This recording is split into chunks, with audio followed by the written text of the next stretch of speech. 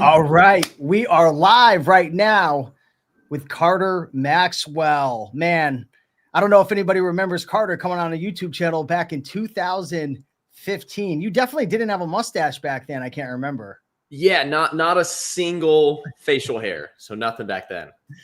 Man, it's awesome. It's so awesome to have you here, Carter. We actually just hung out a couple weeks ago. We went to our mutual friend Jameson Phillippe's wedding. So it was awesome to see Carter there, and we were there having fun. I got to meet his girlfriend. We were on the dance floor dancing. Avery Romer Martin was there. I mean, there was actually like 10 or 15 Amazon sellers there. So it was awesome to connect. And while we were talking, I had to learn a lot about what Carter's doing right now. So he's running a cool little service called the VA Fastlane. He's helping people to get their first virtual assistants, work with virtual assistants. And obviously you've been selling on Amazon for many years now. Coming up on 10 years or so on Amazon? 10 years.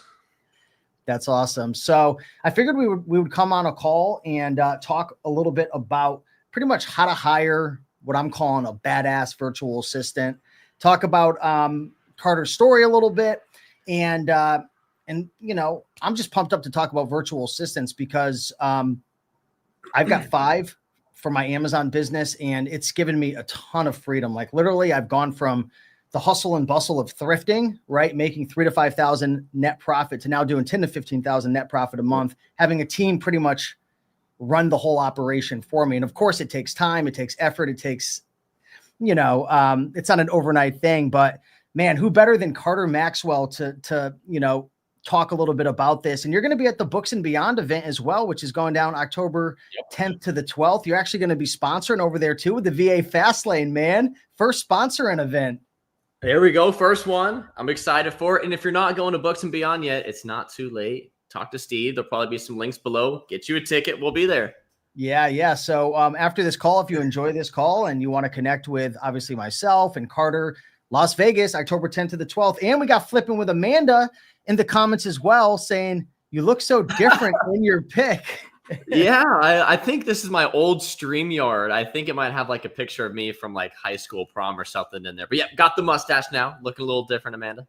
He's growing up. So Amanda's going to be at Books and Beyond as well, speaking about how she's, you know, built a 6-figure business on Walmart now. And guess what? Virtual assistants changed Amanda's life as well. So we've got a common theme here of some people. Yeah, what a coincidence. Hiring a VA, success, growth. So Carter, let's start things off with, and by the way, Leo, good to see you here. I saw your comment. Let's start things off with maybe what's your story? How'd you get into Amazon? And then, you know, maybe share your results and whatnot. And then how you got into, you know, obviously hiring virtual assistants for your business and then helping others. Yeah, of course. I'll kind of walk you through that quickly. So had the entrepreneur bug as a kid, you know, sold candy in elementary school, middle school, started selling on eBay at 12, selling like different iPhone chargers and accessories that I was importing from China. Learned about Amazon FBA from this guy named Steve Rakin. Back in, he's a pretty cool guy. Back in 2015, he was selling clothing on eBay, and then he migrated over to Amazon FBA. I learned more, so I started selling, you know, the casual CDs, audiobooks, physical books. And then as time went on, I learned more about private label, which I did for 2 or 3 years.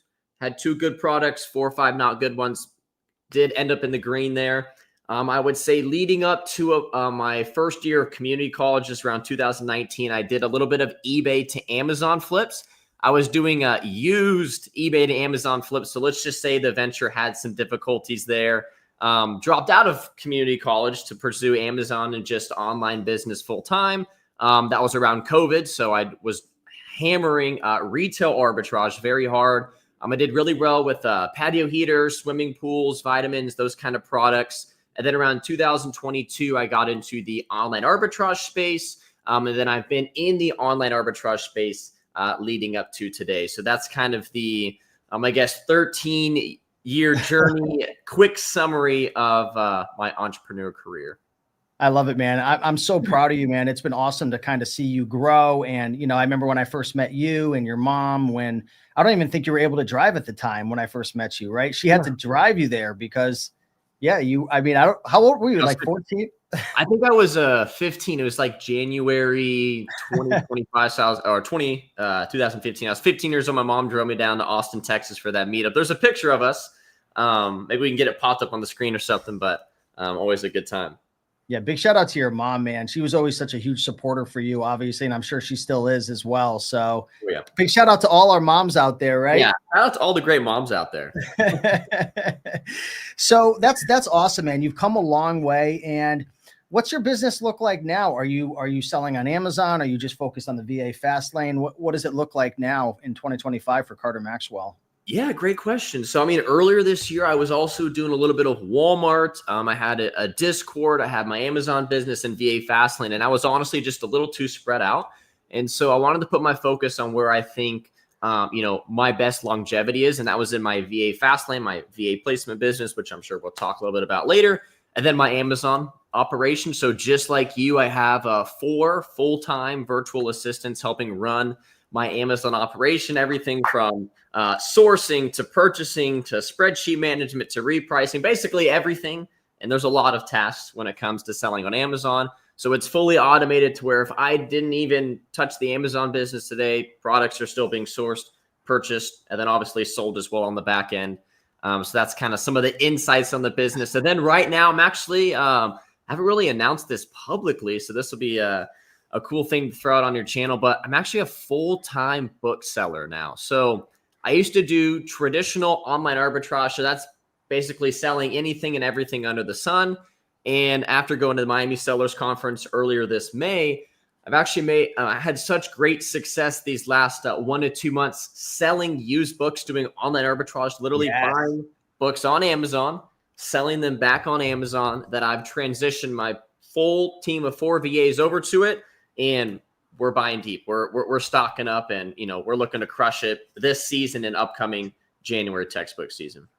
Big shout out to Joji Davenport and Victor Galejos of Bookmine, because I know you've been using and ripping Bookmine, man. That is awesome. If you guys haven't heard of Bookmine, it's a software that helps you to pretty much find undervalued books that are like under their true intrinsic value without having to use like Keepa alerts or Keepa deals. You just log in, feeds you a bunch of deals. Obviously, you have to analyze them and make sure it's a good fit for you. But I love that model. That's what I love. I love Amazon to Amazon flips and eBay to Amazon flips, because exactly what you're doing, you can literally, first you have to learn it yourself, right? You have to learn how to be a good chef. A lot of people, they want to put out a cookbook, but they've never cooked before in their life. You've got to learn how to source a book correctly, how to list it, ship it, build all your systems. And I'm assuming that's what you did with your book business, right? You learned it yourself and then you outsourced it to your team. Yeah, great question. So, very similar, me and my VA team, we already know how to read Keepa charts. We know how the online arbitrage business model works. We were just getting into a slightly new category. There's definitely seasonal periods, different kind of books you can sell. And so, I'm all about speed. So we picked it up quick. As soon as we got the proof of concept, it's like, how can we do more, find more, purchase more? And then obviously when you have some help other than yourself, growing is slightly easier. I love it. I love it. And drop a comment for the folks who are watching live, even if you're watching the replay. I know we get a lot of replay viewers. Let me know in the comments, do you have a virtual assistant? Okay. So if you have a virtual assistant, let me know in the comments. I got one virtual assistant for we're just talking like reselling right now. Not like if you have a thumbnail person for YouTube, but I guess that counts. Let us know. Do you have any virtual assistants in your reselling business, and what do they do? I'm very, very curious. And also let me know, is anybody wanting to get a virtual assistant? Because I know a lot of people want one, but they're just so scared, right? They're so scared to invest the time. They think that they're going to scam you, or they're not going to be able to do the job as good. So we'll definitely get into that. But let's start off by maybe talking a little bit about, and we'll circle around with your book business and everything. When did you first decide to hire a virtual assistant for your Amazon business, and what tasks did you have them handle? So like, obviously an Amazon business is made up of so many different things, right? There's sourcing and listing and shipping, and there's accounting and spreadsheets and stranded inventory.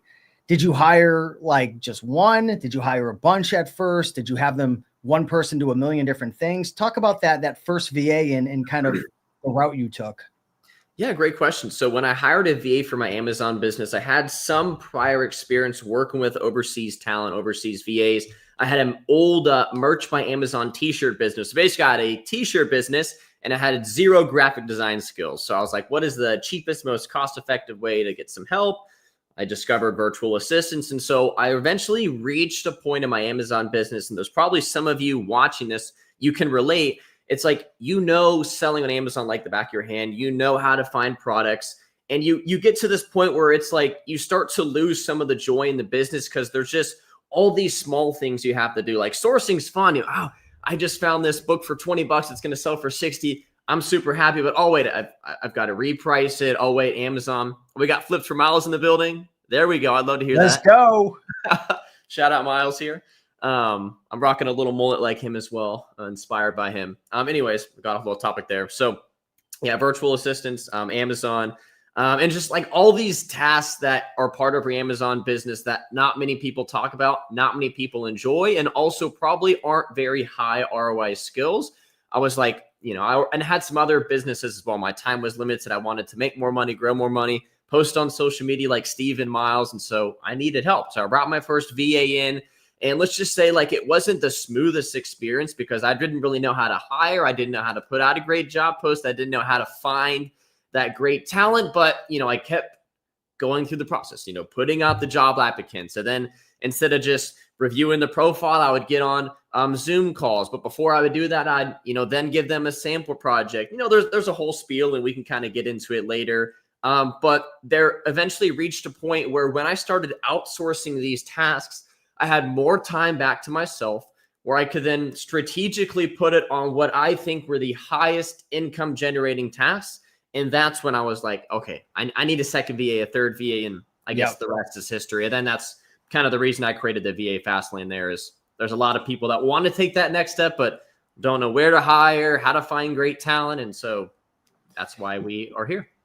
Yeah, I was telling you behind the scenes, man, if I ever start my own like service-based business, which I was like, don't worry, it's only a 1% chance I will. Like I would do exactly what you're doing because it's such an impactful business to help people to hire virtual assistants. And because what you do, you work with them, you train them, like you've got a whole system, SOP, so you train them up. So instead of me having to put out a job post, application, interview, all that stuff, I'm assuming you pretty much get it up to like 80%. Right. And then obviously the next, whoever hires them from you does the remaining 20%. But I've hired literally probably over 100 virtual assistants. It is a lot of work. It is a ton of upfront work, but there's a huge payoff on the back end. Right. I don't think people are like afraid of hiring because they're going to have to pay $5 an hour for overseas talent. It's because they don't know where to find great talent. They don't know how to put out a job post. It's a very time consuming process. Like I said, my first hire was not great. It took me multiple back-to-back, grinding sessions, learning how to, be able to find what I call an A+ player. I know you call it like a badass virtual assistant. I call them A players. I want to find the top talent. I want to pay them well.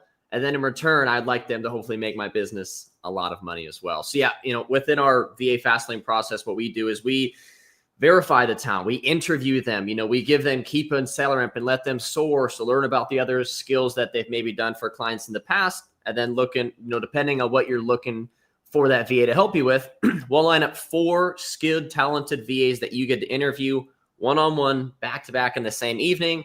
And then you get to hand select who you feel most confident adding to your business. Then we have ongoing replacements, that kind of stuff. That's just a little bit about our onboarding process and selection process. Interesting. Yeah. What you were saying before about, there's so many tasks to do in your business, and there's certain tasks that like you obviously enjoy. And then there's tasks you hate. There's tasks that really aren't worth your time because there's higher income tasks that you could be doing. And one thing that I always recommend to people, and I'm not sure what your thoughts are on this, is to take out a piece of paper and write down all the different tasks that you're currently doing in your business, how much time you're spending. And I mean, you can even run it through AI and say, how much could I outsource this task for somebody or this task to somebody? I mean, a lot of these tasks you can outsource are $4, $5, $6, $7, $8, $9 per hour. And it's like, if you're making at the end of the day, say you're making, I don't know, 75,000 net profit at the end of the year and you're working 40 hours a week. Let's just say you're worth $40 an hour. If you're doing tasks that are $5 an hour, what does that mean, Carter? That means that you probably need to find a way to spend more of your time on the tasks that are making you more than $5 an hour. Yeah, because that's holding you back from growth, right? Because you only have a certain amount of time that you could spend. So if you're spending all your time on $5 an hour tasks, that means, are they spending time on the $80 an hour tasks? No, because they don't have the time to do it. 100%. That's why we're here making this video. And if you're watching, you're taking that next step already by learning. And also, if you have questions, like if you want to ask me a question about, what my VA should help me with, drop them in the comments below, and we can maybe try to answer them on this call. And then if we can't get to it, I have an Instagram page, so you can reach out to me, and I'm happy to answer those DMs. Here's a comment saying, I have worked with 3 different Amazon VAs over the past 2 years, and I am considering just going back to working solo. They always seem to make the same mistakes, even with constant training. Ooh, I love this question, but I want you to dig into this one because I hear this all the time. Yeah, I mean, so like Steve said, he's hired over 100 VAs. Like I think I've hired and fired 30, 35, 40 different VAs. And so, the chance that you find an A+ player your first 1 to 2 hires is fairly low. But I guess I would need a couple more details. Maybe if you could let me know maybe where you found these VAs, were they outreaching you on Instagram or Discord? Did you actually put out a job post on the online jobs page? So I guess I'd like to know maybe where you found those VAs from. And then in terms of like maybe what tasks they were having you do. Yes. Obviously it's okay to make a mistake, especially a new VA in your team, but it sounds like you were giving them constant feedback and training to make the same mistake again. That's where there's an issue. And so kind of my thought process and how I like to handle that with VAs is I just want to immediately, I wouldn't say confront, but just get on a Zoom call and be like, hey, here's the mistake that you're making. Let's confront it. And then provide them a solution. Hey, here's how we can make sure this doesn't happen again. Or here is how you can avoid making this mistake. And then you want to be very upfront, like, let's make sure, it doesn't happen again. Reach out to me if you have questions. And if they keep repeating that same mistake, that's probably where you want to cut ties and then go find a team member. So making a mistake once, maybe twice is okay, as long as you're able to provide the solution or be able to provide them an opportunity where they can not make the same mistake again. Most of the times they're going to learn from that experience and not do it again. But if it does happen again, maybe one more conversation, benefit of the doubt. If not, probably time to move on to somebody new. Yeah, sometimes it's just not the right fit. Matter of fact, I've hired virtual assistants in the past. Actually, one of my top virtual assistants, Carter, that's been with me for almost 5 years, and she's now my manager. When I hired her at first, I hired her to do like stranded inventory and like high pricing errors and different things. And it wasn't a good fit, like for her personality and everything. And I was like, this person's really, really smart, but like, it's not a good fit. You know what I'm saying? Like just based on your personality, strengths, characteristics, so on and so forth. So I ended up training her to be a sourcer and it worked out great. So sometimes you have to work with someone to get a feel for if you want to work with them. Like anybody could put a good application together and say that I'm going to do this and say I'm going to show up on time and say I'm going to communicate and say I could do this. Yes, sir. Yes, sir. I can do this. I can do this. I can do this. But can they really do that over a month, 2 months, 3 months? And also one more thing, and I'm curious on your thoughts with this. I notice a lot of people have trouble working with virtual assistants because they hire them for like 5 to 10 to 15 hours a week versus full time. And the issue with that is virtual assistants, they're just human beings like us. They have bills to pay. They have families to take care of. So you want their full attention, but you're giving them 10 hours a week. So they are having to work with like 3 other employers.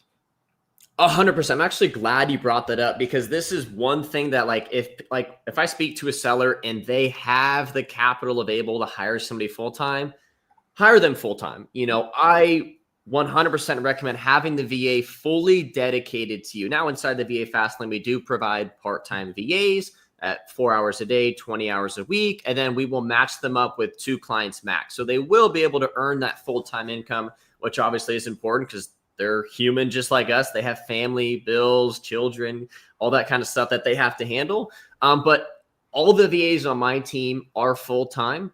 When I have tried the part-time VAs, like you said, they need to earn a full-time income. They're going to be looking for other jobs, other opportunities, and their focus is not fully going to be on you and your operation. And that's just not a huge preference for me. But if you're on a budget, or maybe you only have, part-time work that needs to be done, that's when it can make sense to get a part-time VA. Carter, what can I'm going to kind of rip through these questions because I have a lot of questions here. And of course, if anybody has any like follow-ups or questions, like Carter mentioned, drop a comment down below. But this is going to be like Fastlane questionnaires right here. Okay, we're going to rip through them. How much can someone expect to pay for a virtual assistant for an Amazon business? And there's different parts. Like, is it different for a sourcer versus like a repricer versus like someone who's just like fixing stranded inventory and like dealing with like admin tasks? What can people expect to pay? Yeah, great question. So I would say anywhere from the $5 to $7 per hour range. Obviously, once you do hire somebody full-time, you can typically get a little bit of a lower hourly rate just because they're now working more hours, so they're able to make more. And then we kind of judge that hourly rate based off of the skill level, based off of what kind of skill set they have as an Amazon VA. And so if they've been working with Amazon sellers for 2 or 3 years and they know how to source, or maybe they've been an account manager for someone, obviously they're going to be able to attract a little bit of a higher wage. We're talking maybe an extra $1 per hour, $1.50. So nothing too crazy to you, the Amazon seller. Obviously that kind of stuff adds up. But, we have different kinds of VAs that serve different business models. So, we serve, the wholesale operation, online arbitrage, retail arbitrage. We're now teaching VAs to specifically source used books. So we'll be entering that market soon. Hey. So basically, whatever you need help with in terms of an Amazon business, we have VAs that have experience, have worked and done that in the past, and we're happy to line them up for you to speak to and interview. When you're hiring people for the VA Fastlane, and obviously even before VA Fastlane, did you prefer people to have experience or to have no experience? Because this is kind of an argument that, everybody always kind of, it's like some people are on this side, some people are on that side, good habits, bad habits. You want to train it this way, but they're used to doing it that way. What are your thoughts on that, Carter? Great question. So I'll tell you a story, just a quick story. My best virtual assistant. And so he'll be not speaking at the Books and Beyond conference, but he's going to have a little video we're going to record. But basically, he came to me and I was his first ever Amazon client. So, I started him at just the, starter tier. Hey, here's your task. Dude just went above and beyond. He communicated extremely well and he just worked his way up the pole. And now he is basically the manager of all of my businesses. So he manages and runs the VA Fastlane. He's a partner with me there. He oversees my team of 4 VAs. So he's not like working on it. He just oversees, hey, here's what's going on. Here's what we can work on. And yeah, he had no prior Amazon experience. He was just looking for an opportunity. I gave it to him. He went above and beyond.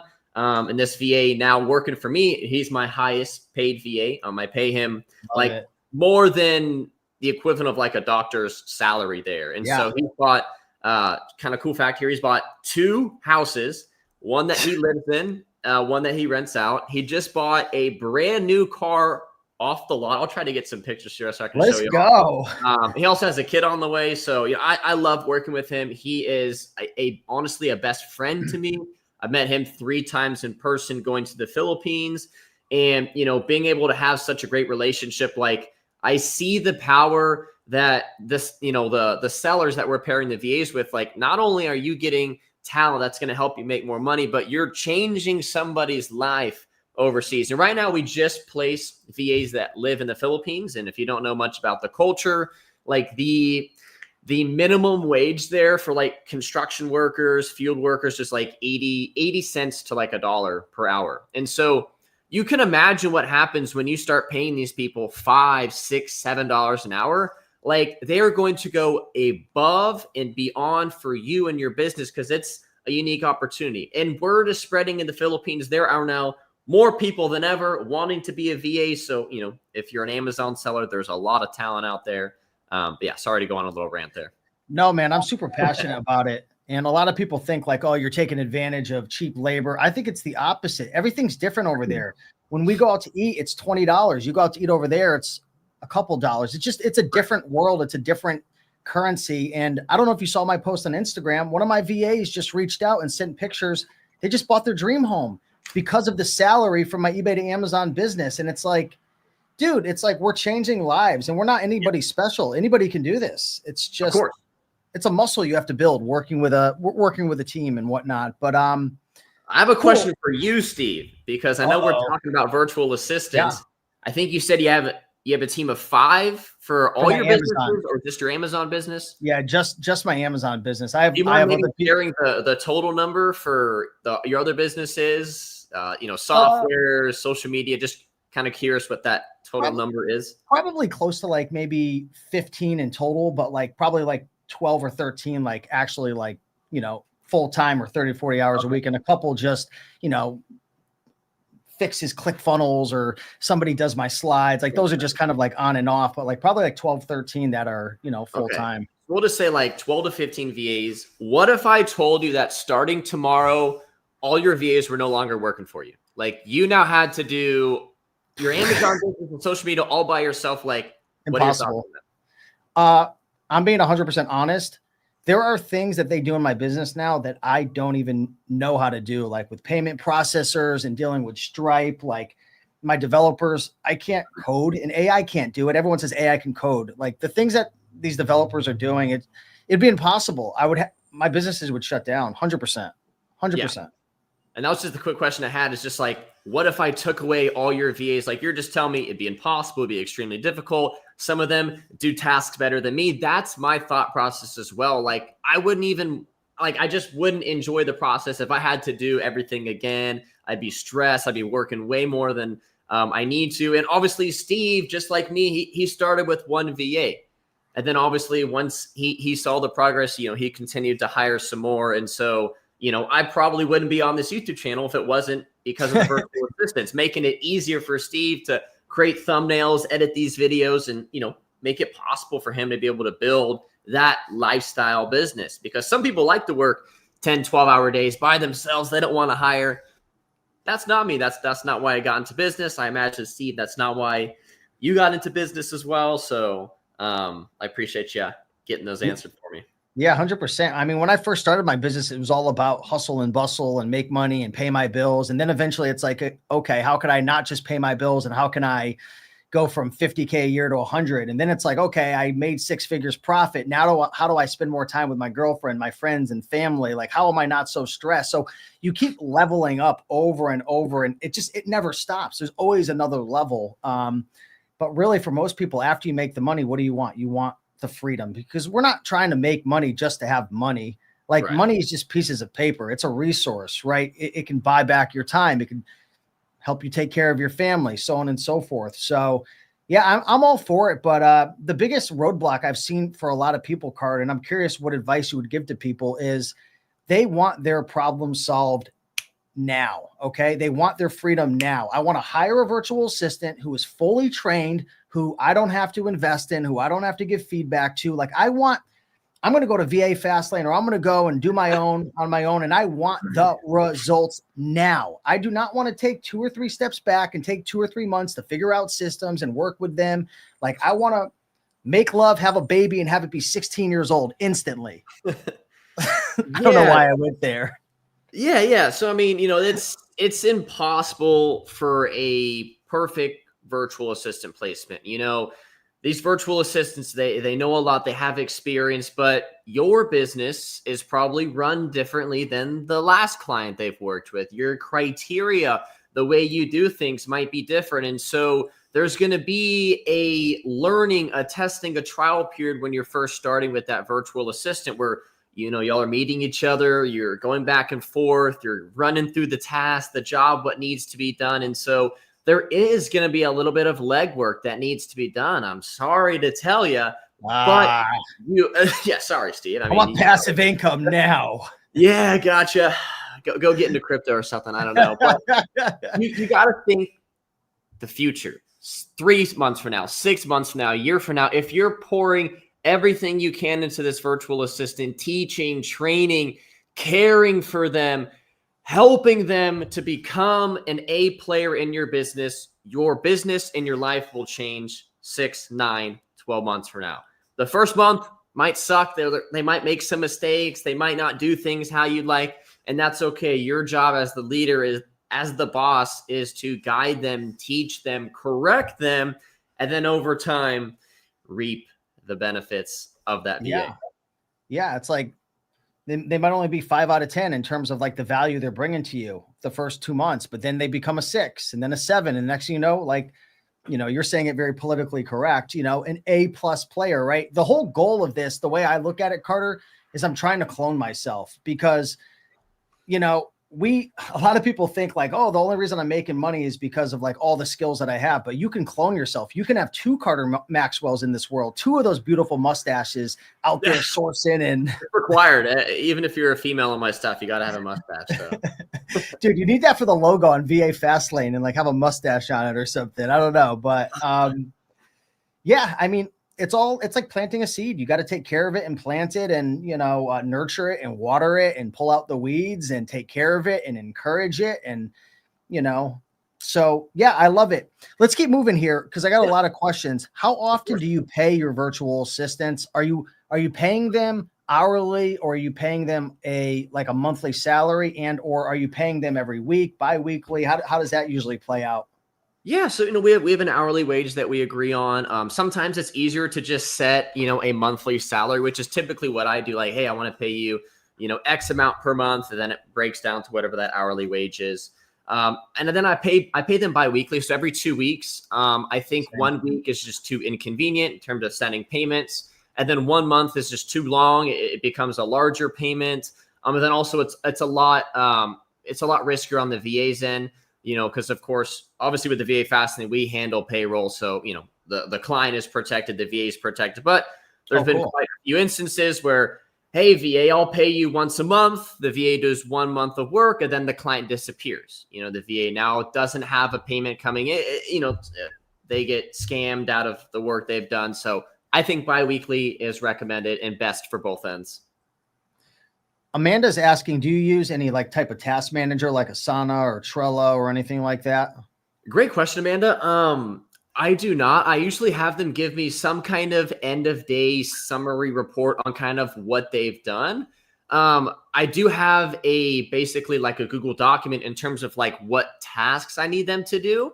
But we don't have something like Asana, which I'm sure is like kind of they check it off. They all kind of have different ways they get things done, but basically how I look at it is, hey, here's what I need you to get done. Let me know when it does get done. And then obviously if it doesn't get done, we're going to have a meeting. We're going to see what's going on there. But yeah, any additional tools that you can use makes life much easier. I give them a Google sheet and I have them fill out a time card every day. So I do have them send updates, end of the day updates, but also I give them a Google sheet with the week. So they put down how many hours they worked and what were the tasks that they accomplished and then what their daily salary is because I have them invoice me on PayPal. So they send me an invoice every 2 weeks with the Google spreadsheet and everything like that. But it's all about just finding a system that works for you. There's no one way to do it. Just have a system. That's the key, right, Carter? Just have a system. Yeah. And in terms of time management, there are time tracking softwares you can use out there. I think Online Jobs PH has one where also your VA could just literally send a message when they check in a group chat, when they check out. That way you can kind of have an hourly space, but I'm not really tracking the exact time down to the minute. I'm more focused on, hey, here's the output. Here's what needs to be done today. And if they get it done an hour or two earlier, that's honestly cool with me.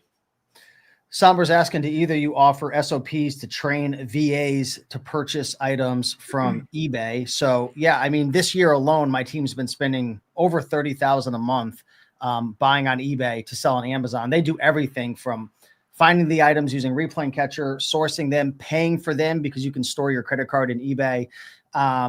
It takes time to train them. If you're a part of the eBay to Amazon masterclass, put them through the course. So if you have a course or you purchased courses in the past, maybe you're doing wholesale and you invested in, I don't know, Amazon Lit's course, put them through the course, and then you could train them as well. So I put all my VAs through all the courses that I've obviously created for, my students and whatnot. But, it just takes time, right? Of course, I'm sure. Do you have SOPs that you give your team, Carter? Do you document systems and processes, or you just record Loom videos? How do you train your team, and do they have anything concrete to reference? Yeah, great question. So an easy one is to just get on, share your screen, and then record it. So you have a copy, you can make a title, then pass it on to those newer team members. But I've taken it a step further by basically, like you said, cloning myself. And so I have a virtual assistant. His name is Darwin, and he is basically another version of me. And so he'll now go out and create the own SOPs without me having to do it. But yeah, just like you said, it's a huge help to be able to have that training so the VA can go through and watch it again. Got you. I also think too, and I'm curious of your thoughts on this. Sometimes when you're working with a new virtual assistant, and I've made this mistake before because the first virtual assistant I hired, they ghosted me after 2 months because I made this mistake. Like I tried to give them way too many roles at once. Like I had them doing like a million things and I just like was pushing them too hard and I just expected the world out of them. And it's like, it doesn't work like that. It's like lifting weights. When you go to the gym, you don't just like put 400 pounds under the bar, like, Yep. like Avery would, you got to put 10 pounds on at first, and then you go to 20 and 30 and 50. So what are your thoughts on like, when you first hire somebody, like, don't say, I want you to spend $3,000 on eBay, right? It's like this week, I want you to spend 20 and then 40 and then 60. What's your mindset around that? Because I know everybody has a different thought process. Yeah, of course. I mean, with a new hire and maybe something new they haven't done before, like you want to first off give them all the possible resources they can have to have a successful start. So whether that's, Steve's course on how to, read condition notes, or whether that's, a past training video that you've recorded. And then my favorite thing is to get on a one-on-one, face-to-face Zoom call with them and just watch them do maybe that specific task. And just like, as soon as you see them maybe do something wrong, or maybe there's a way they can do it more efficient. Hey, VA, actually do this, and just kind of teach and train them. And then, for each new task, like you want to have them hyper focus on it and master it before you give them something else. And, in the VA Fastlane, we've worked with over 170 clients, over 170 VAs we've placed. Wow. The highest conversion rate of the VA leaving you is if you just bombard them with too many tasks at once. You don't provide them any support, SOPs, training, and they basically just, get your entire business without any support. Like that's obviously not going to work out. They're not going to be able to master all those tasks. So start one task at a time, have them master it, and then move to the next. And if you think about it, let's just say one new task takes them a week. Okay, cool. That's 4 a month. That's 48 a year.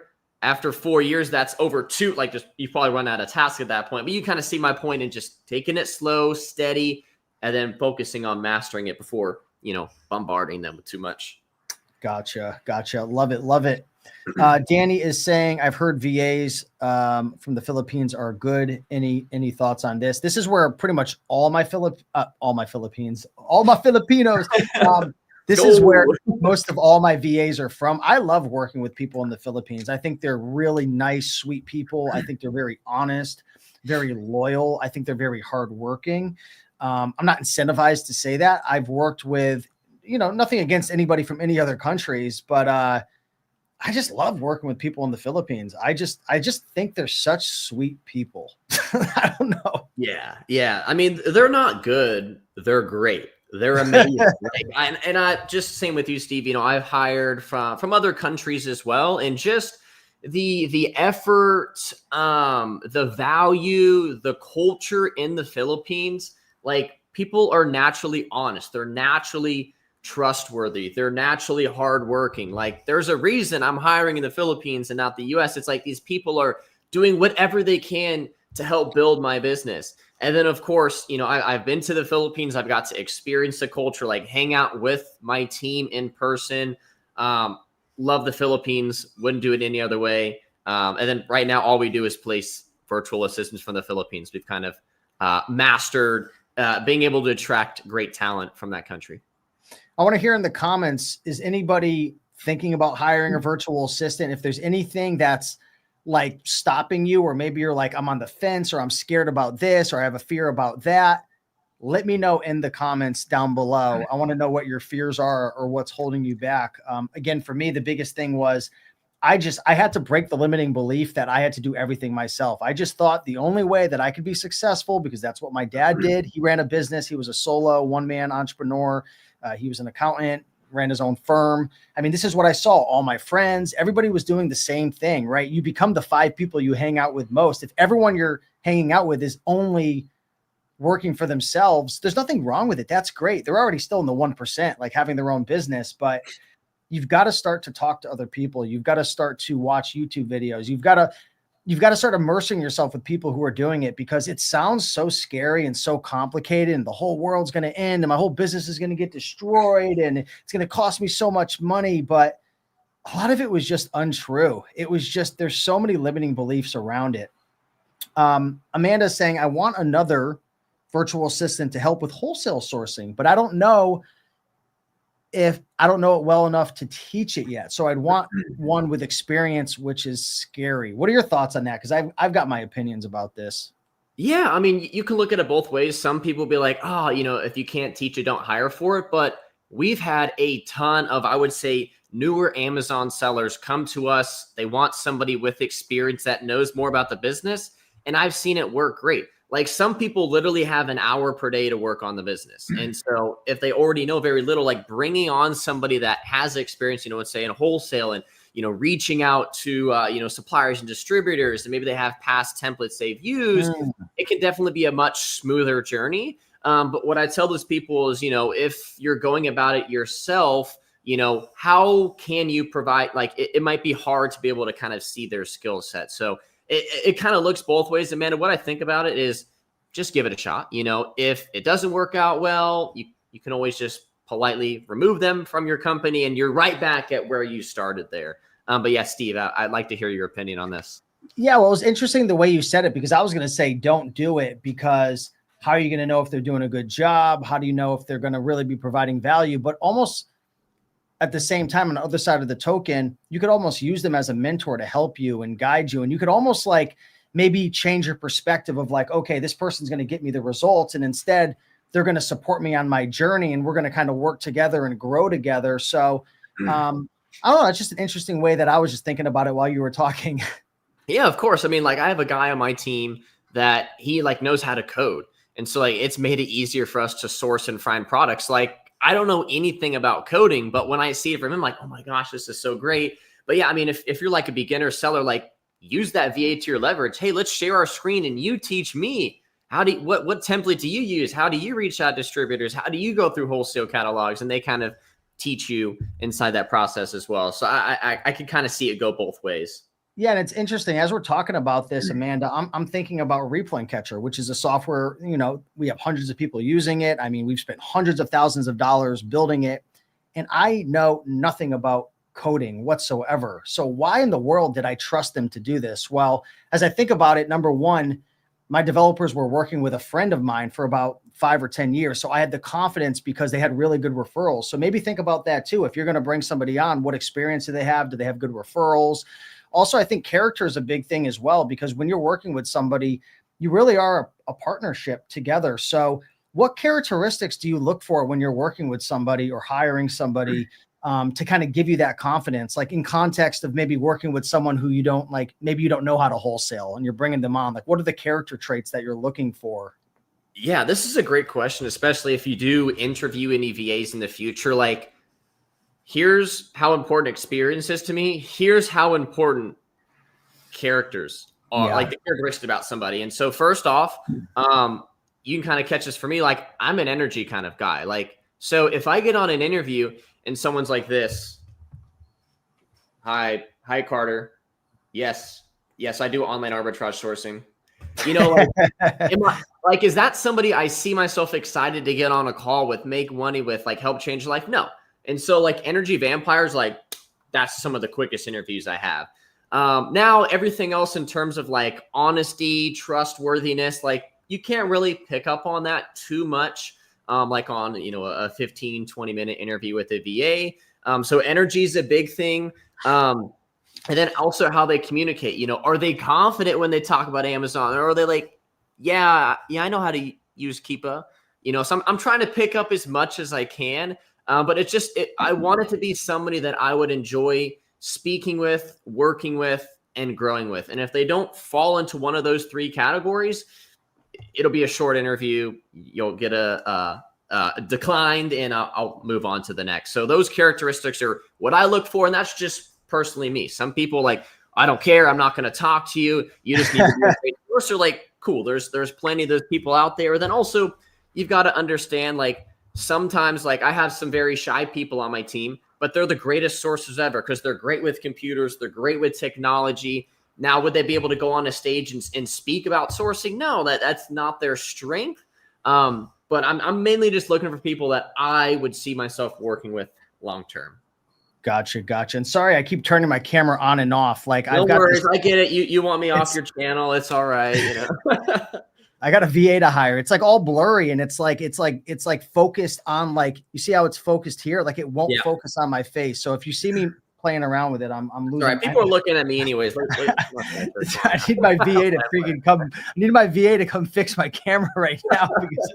Because all right, whatever. You got blurry rake and profit here. Fine, whatever. Let's keep going. So, are there any red flags, any other red flags that kind of stand out? For me, I can't stand when I'm doing an interview and they won't turn their camera on. What are you hiding? Why won't you turn your camera on? Don't say it's because your camera's all blurry like mine, right?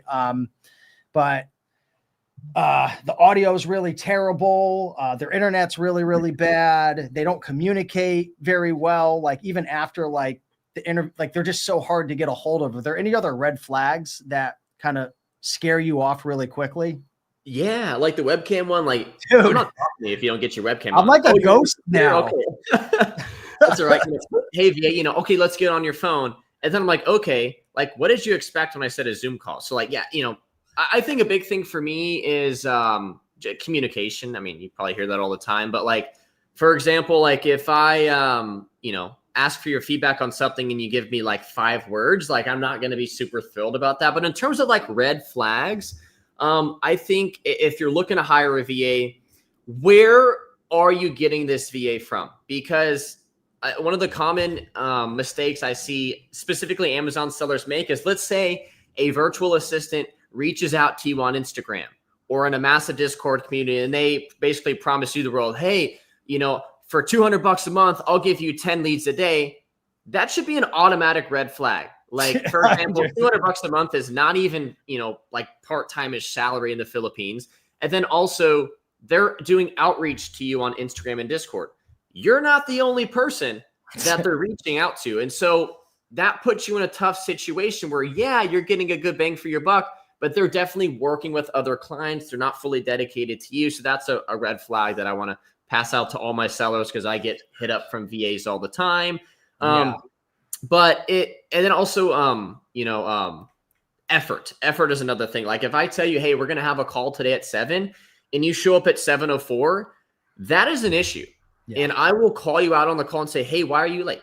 And of course, like, if it's a team member, like, and they're late, once every 6 months, like, hey, it happens. But, if it's back-to-back times, so maybe it's my first time meeting, and you're like, sorry, like, yeah, that's not a good start there. So those are kind of some common red flags that I think you can be able to pick up 100%. On from a simple interview like this. But I love what you said about effort, right? Obviously, communication is number one, but you can tell if somebody's trying. I've worked with people in the past who they weren't the brightest and smartest. Like, some people, like, for me personally, it takes me a long time to catch on to things. Like, if you put me in like on one of those competitions, like, I would lose every time, but I'll be there in 6 months. It just takes me longer to kind of like pick up on things and figure things out, but I'll put effort into it, right? I might not be the smartest or the brightest. And I see that with VAs as well, but also I see VAs who just don't try. They're not taking it very serious at the end of the day. And I think that comes down to character, right? Pride in your work, caring. I'd rather have somebody who works hard and really, really cares. And maybe they're only a 5 out of 10 in terms of skill, but like, they're honest, they communicate, they're loyal. Matter of fact, big shout out to April. She's one of my virtual assistants who started with me. I can't even remember what I hired her for. I hired her for something else. And then somehow, like, I needed help with social media. And I was like, April, do you want to do this? Because she was such a badass, like, great communicator, like, just amazing. And she was actually really smart too. So I'm not like saying she wasn't, but like, she has changed my business. And I introduced her to Avery. Now Avery's got her, and I'm like, you stole my goddamn VA. And it's like, but we're partners and friends. You gotta But cut them off now. that's another tip. If you've got a badass A+ VA, be careful sharing them with your Amazon seller friends, because I tell you, when they get a taste of that VA.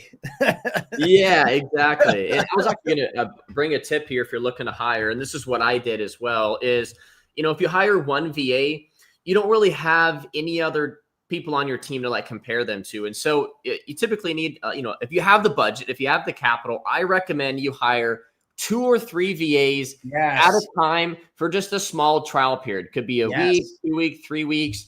You will at the end of the 2 weeks, 3 weeks, you will easily be able to determine and have confidence in who you want to keep by having a couple different people doing the same tasks. Like you want them, same SOPs, same software, same tasks. You will be able to easily see who's putting in the effort, because out of the 3, there's going to be one that just never reaches out to you. They don't ever have any questions. Everything's going great.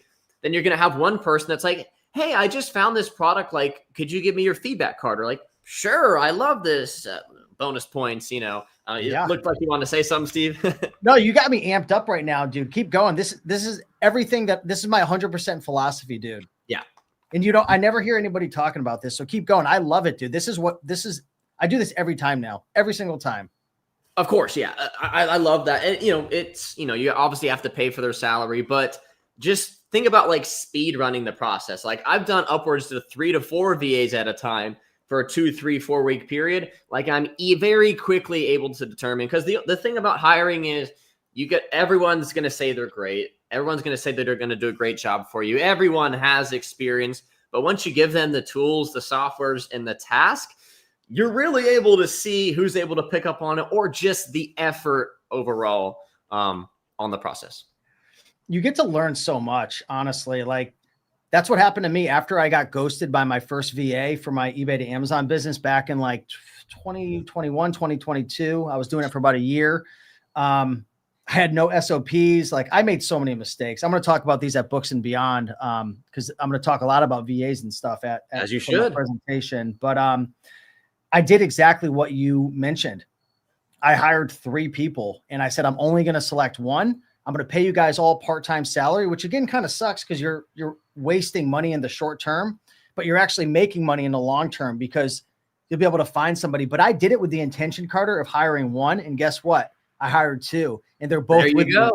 5 year, Jane and Gia, big shout out to them. I'll be sharing with them in my presentation and pictures and stuff, but they gave me permission. But yeah, it's the best. You get to learn so much about yourself and what you want, because everybody's different. You might be looking, it's like dating, right?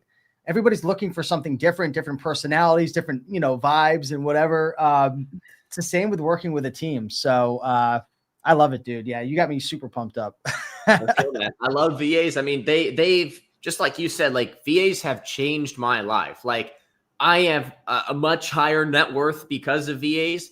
I love my business more, not only because I'm, making more money, but I have 6 full-time people across the world that I am supporting. They're I have someone same age as me, 25 years old. He makes 4 times the salary of his own father. So it's like that kind of stuff. Like sometimes I'm not feeling well, it gets me up. It's like I've got people to support. And then, they're going above and beyond. I have VAs that will stay up until midnight their time, which is like, 11 Central Time where I'm located, just so that they can get in some final messages to me, like before they go to sleep. Like you're not getting that with someone in the US. And if you do, it's going to cost you 10 times what it would cost you to get somebody in the Philippines or I'm done working with people in the United States. I made that mistake too many times, but I don't want to get beaten up in the comments, but yeah, man, people are going to hit the dislike button now. Whatever, they can think what they want to think. Yeah. Cool. Let's kind of wrap things up. Let's see what other questions do we have here. So you answered that. So I guess at the end of the day, if someone's on the fence, what's one piece of advice that you would give? Somebody's watching this video, they're inspired. They're like, wow, if Steve could do it, if Carter could do it, I can do it. Like, I understand I've got to invest in it. I know I'm not going to get an instant payoff, but I could have freedom down the road. They're on the fence. They're scared. They don't know if they're smart enough to do it. They think they're going to lose money. They think because you go into the community, it's just, you hear people just horror stories after horror story, but most of these people are just dabbling. They don't even really put much effort into it. I hate to say it. Most people don't put effort into anything, and they don't get results. And then they tell everyone it doesn't work. What advice would you give to somebody on the fence? Yeah, I would say 2 things. First off, reach out to me. I'm just kidding. Like, reach out to VA Fastlane, baby. VA Fastlane. Reach out to someone like me or Steve that has experience hiring VAs and can either make the process easier for you, can make you more confident in it, like just having that mental confidence to be able to hire. And then what I tell people is just give it a shot. Like, the worst that happens is you hire someone for a month, 2 months, it doesn't work out, and maybe you don't ever see yourself being able to leverage and scale a business with the VAs. You pay them the money, you respectfully fire them, and then you're right back where you started. Because if you're thinking about hiring a VA, something is going on in your business where you need to make a change, you need to make a hire, just give it a shot. We're talking $5 an hour. You know, if you've got them part-time, I think that's just maybe 400 to 450 bucks a month part-time. You're looking at maybe 800 to 850 at that $5 an hour range. Just give it a shot. And if it doesn't work, you're right back to where you started and keep doing what you're doing. So that's kind of how I think about it. Love it. Bob is asking, are there any rules on vacation time, year-end bonuses, et cetera, for full-time VAs? Great question, Bob. So in the Philippines, for Philippine built businesses, there's something called 13-month pay. Steve, I'm sure you probably know about it as well, where basically that employee gets a 13th month pay. You know, basically you average out their monthly salary for the 12 months or so, then they get a 13-month pay. Now, for a US-based business, obviously you don't follow under those same restrictions and guidelines, and so it's typically up to you. But that is a huge, huge incentive. And when I talk about A-plus players, you must build a culture, bonuses, opportunities to keep and retain them. Because the last thing you want is an A player leaving because you're cheap. And cheap just means you're trying to save an extra 100, 200, 300 bucks a month. Like, eat it.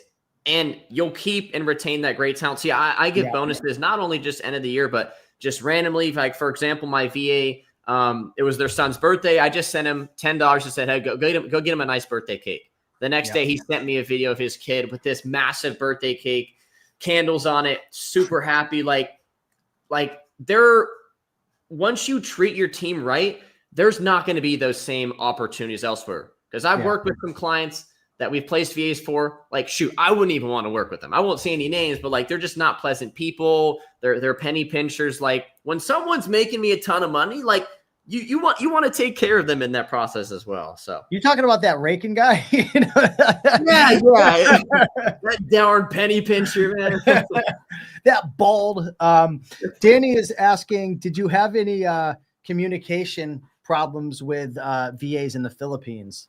Yeah, Danny. So, I mean, when they grow up, their language they learn, the second language is English. So their local language is like Tagalog, but all of them speak English. Now, some of them speak it better than others, but they all communicate in English. I haven't had any communication problems on my end, at least specifically from the Philippines.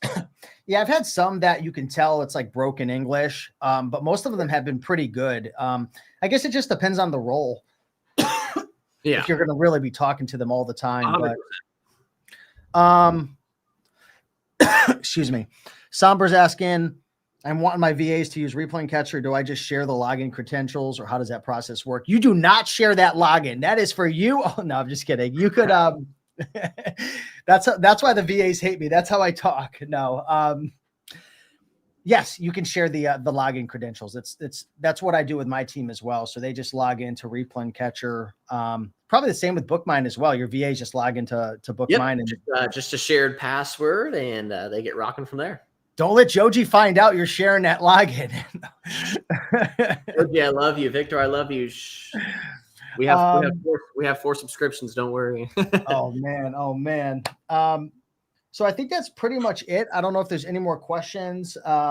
Feel free to ask any last minute questions, but where can people go, Carter, to connect with you, to maybe learn about you? I know you're on social media. If they want to check out VA Fastlane and maybe they don't want to have to do all the legwork themselves and just get a fully trained VA. And again, guys, I want to share in this video. This video is just out of the goodness of my heart, my friendship with Carter. I'm not like shouting out Fastlane because I'm trying to like get kickbacks or anything, which honestly, if I was, no big deal. I would just admit it, but I'm here supporting Carter. I've known him for 10 plus years. I know he's a fantastic guy. So where can they, come to, learn more about you and whatnot? Yeah, Steve, I appreciate those kind words. And then I think in the description below, there'll be my Instagram where I basically talk about virtual assistants, hiring, growing with them for free. So if you want to go check that content out, or if you have any more personal questions, shoot me a DM. I'm an open book, happy to get those answered. And then I guess in terms of the VA Fastlane, if you are looking to take that next step in your Amazon, Walmart, eBay business, and you're looking to bring somebody in overseas and you want a little bit of a quicker process, we'll have a link below where you can book a free call with me to just learn more about the service, pricing, different kind of VAs that we can help you place. So happy to get those questions answered. I'm pretty sure, Steve, you'll have those somewhere in the description below, I imagine. Yep, it's in the description. I'm also going to post the link to your Calendly. And again, it's just a link to Carter's calendar if you want to be able to jump on a call and maybe figure out if it's a good fit for you. And man, I'm happy to support you and everything. Everything you said in this call, man, because I've worked with VAs for a long time, man. Spot on, dude. Like, I'm super proud of you, man. I'd say this to you behind the scenes, but I'll say it publicly as well. I'm super proud of how far you've come, man. I think it's an awesome business. I think it's impactful. I think it could change people's lives, not only on the Amazon side, but also, your virtual assistants as well, helping them and whatnot. So I love it, man. I'm your number one supporter, man. So keep killing it. Well, I appreciate that. I saw Amanda said, looking forward to Books and Beyond. Looking forward to seeing you, Amanda. And then also, huge shout out to Steve. Quick 30-second story before we end. When I was 15 years old, I started a YouTube channel documenting my journey on Amazon. I had about 30 to 35 subscribers. People found my YouTube channel. They would make fun of me at school because I wasn't a great speaker. Steve Rakin brought me on his channel. I think he had maybe 30, 40,000 subscribers, 1,000, 2,000 times bigger than me. You interviewed me on my channel. I went from 30 subscribers to like 300 to 400. Overnight, I had people showing me love, hitting the like button, watching my videos.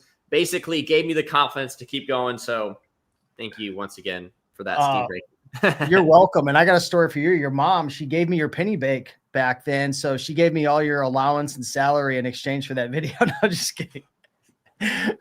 That's where the piggy bake went. Starting funds went. No, that's awesome, man. All jokes aside, that's freaking fantastic. Danny, I put a link in the comments if you want to reach out to Carter or check out his site. Also in the description, you can see his Instagram, all that, connect with him, DM him, whatever. But yeah, thanks so much, Carter, man. Much love, dude. I appreciate you. I'll see you in Vegas in about 2 weeks or so. So that's good, man. Looking safe forward to it. All right, awesome. Bro. Keep that mustache on, bro. We'll see. Mom doesn't like it, but I like it. All right, man. I love it. All right, guys. Thanks so much. Awesome, y'all. See you later. Bye-bye. Peace.